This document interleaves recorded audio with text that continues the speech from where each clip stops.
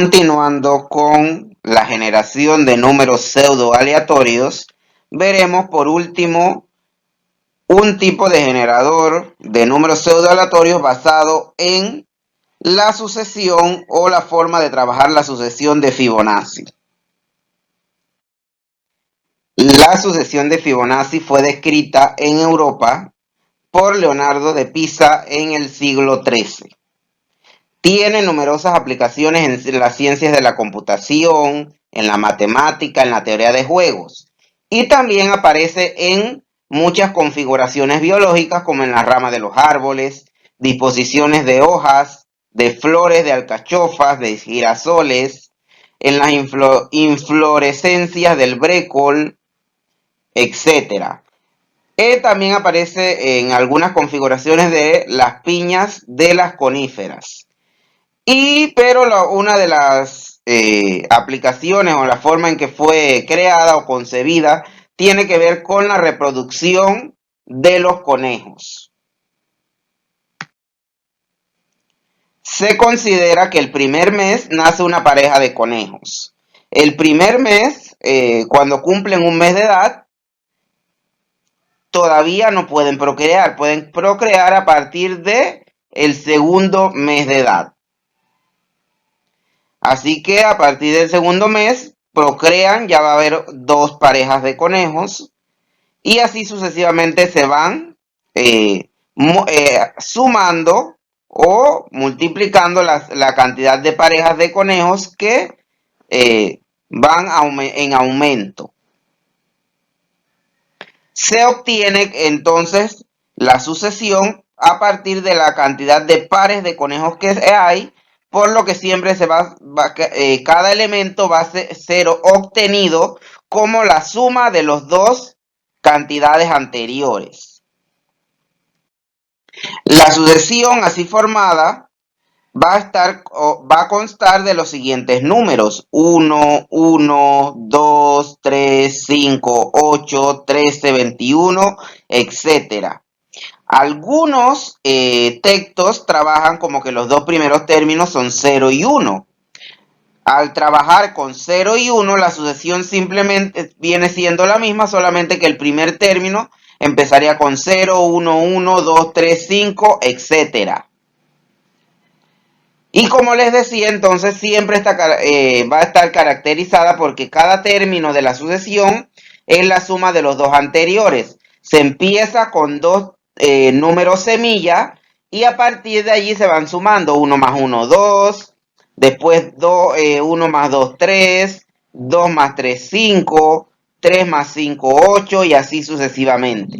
Cuando se inicia trabajando con 0 como el primer término, 0 y 1, no se varía, ya que 0 más 1 daría 1, 1 más 1, 2, y así sucesivamente se obtendría la misma sucesión de Fibonacci, solamente que iniciando en 0.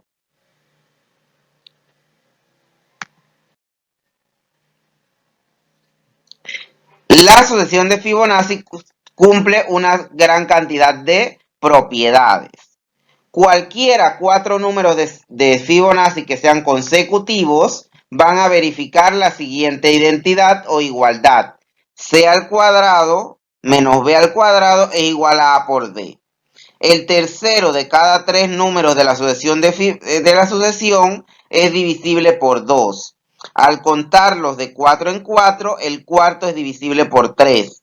El quinto de cada 5 es un múltiplo de 5. El sexto de cada 6 es divisible por 8.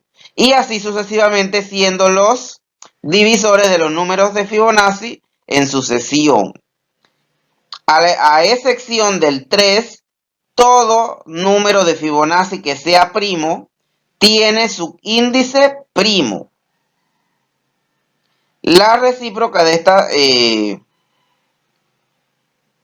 esta proposición es falsa. Todos los números de Fibonacci que son primos, exceptuando el 3, van a ser un elemento de la sucesión con subíndice primo. Los números de Fibonacci o sucesión de Fibonacci cumplen muchísimas otras propiedades. Solamente mencioné algunas de las más conocidas. Los números de aleatorios de Fibonacci entonces parten de la forma en que se trabaja la sucesión de Fibonacci. Se toman dos números semillas cualquiera, x sub 1 y x sub 2, de forma que sean enteros positivos y x2 sea mayor que x1. Si se pone límite superior en la sucesión o secuencia a través de un módulo, se puede limitar a un espacio finito. O sea que sería un tipo de método del tipo congruencial, ya que tendríamos un módulo para obtener cierto residuo y de esta manera limitar el conjunto donde tendríamos los elementos de esta sucesión o secuencia de Fibonacci, que sería a partir de dos números semillas x sub 1 y x sub 2.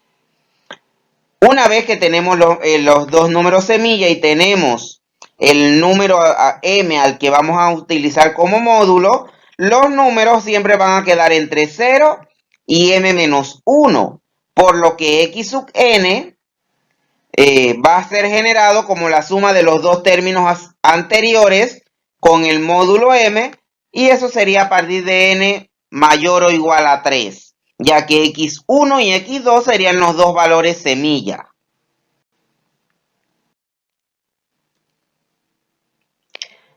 Vamos a ver un ejemplo. Vamos a generar los primeros 7 términos para los números en la forma de números aleatorios de Fibonacci para x1 igual a 4 y para x2 igual a 9 con módulo 8. Recordemos que la fórmula que acabamos de ver se trabaja para obtener el número x sub n, pero para obtener el número aleatorio en el intervalo 0,1 tenemos que hacer la división de xn entre m. Vamos a empezar. Para n igual a 3, tendríamos x sub 3 como la suma de x sub 1 más x sub 2 con módulo m. x1 vale 4, x2 vale 9 y tenemos módulo con 8. 9 más 4 más 9 resulta dar 13.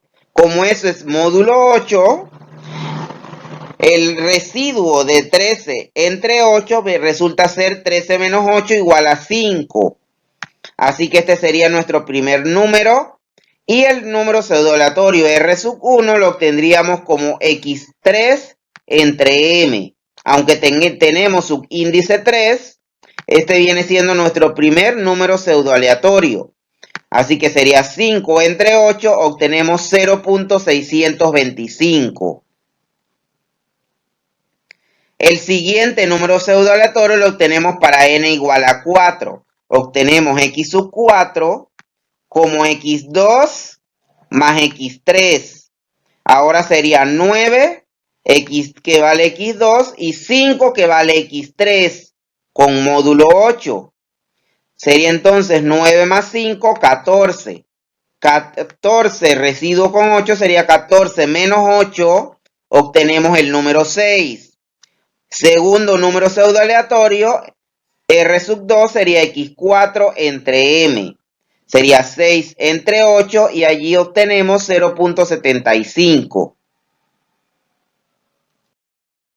Continuando con el proceso, ahora para n igual a 5, obtenemos x sub 5 como la suma de x3 más x4.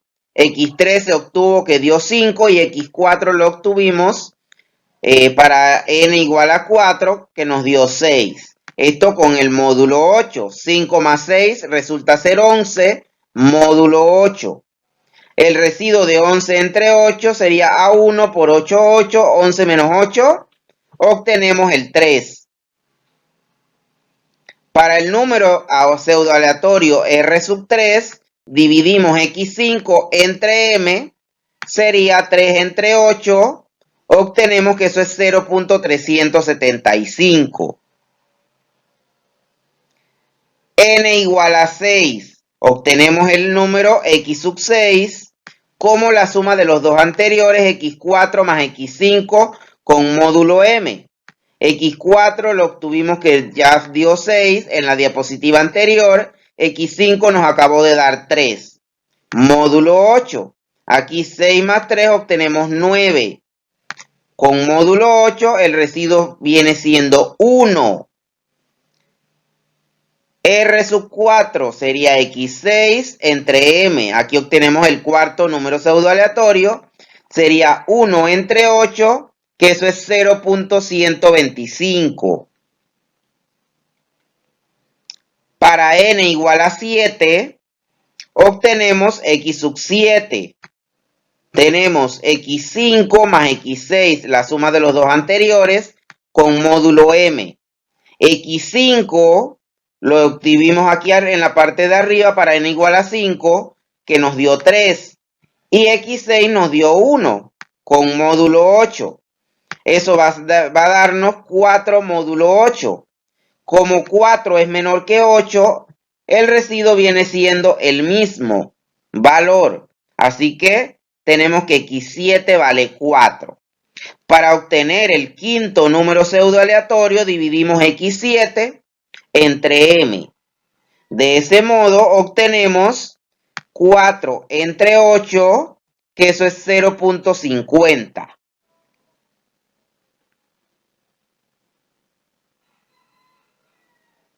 Continuamos el trabajo, ya que hasta la fecha llevamos 5 números pseudo aleatorios y nos han solicitado en el problema 7 valores. Tenemos para n igual a 8, x sub 8, que se obtiene como x6 más x7 módulo m. Siempre este generador de Fibonacci trabaja con la suma de los dos valores anteriores de la secuencia o sucesión. x6 nos había dado 1, x7 nos había dado 4, módulo 8, de donde obtenemos 5 módulo 8. 5 es menor que 8, por lo que el resultado sería de ese residuo sería 5. Sexto número pseudoaleatorio, x sub 8 entre m. Y de allí obtenemos que R6 es 5 entre 8, por lo que se trata de 0.625. Recordemos que ya tuvimos un valor de 5 anteriormente.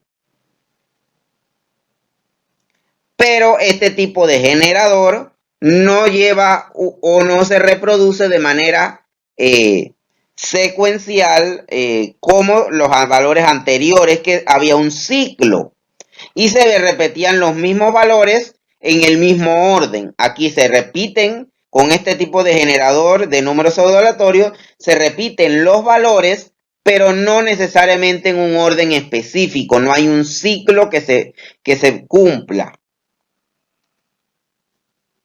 Para n igual a 9 tendríamos x sub 9 como x7 más x8, la suma de los dos anteriores, x7 más x8 módulo m.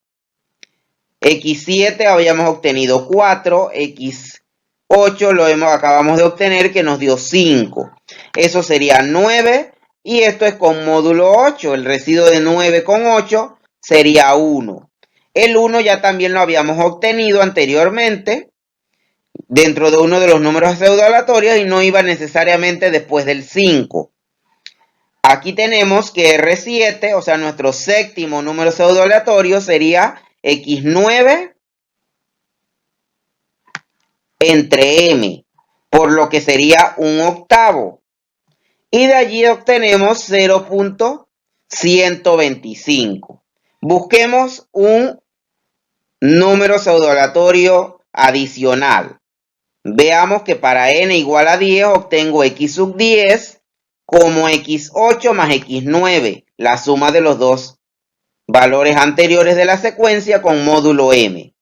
Tengo 1 más 5, que sería con módulo 8, que esto sería 6, módulo 8, 6 es menor que 8, por lo que obtendría el número pseudoaleatorio 6. para el octavo número pseudo-aleatorio, x10 entre 6, ya para que me quede el número pseudo-aleatorio en el intervalo 0,1, sería 6 entre 8, 0.750 o 0.75. Observemos que 6 también ya había sido obtenido anteriormente. Si buscara un siguiente número pseudo-aleatorio, sería la suma de 1 más 6. Y eso obtendría el valor de 7. Y el valor de 7 no había sido obtenido en ninguna de las valores anteriores que hemos buscado. O sea que obtendríamos un nuevo número pseudo-aleatorio que no se había encontrado anteriormente.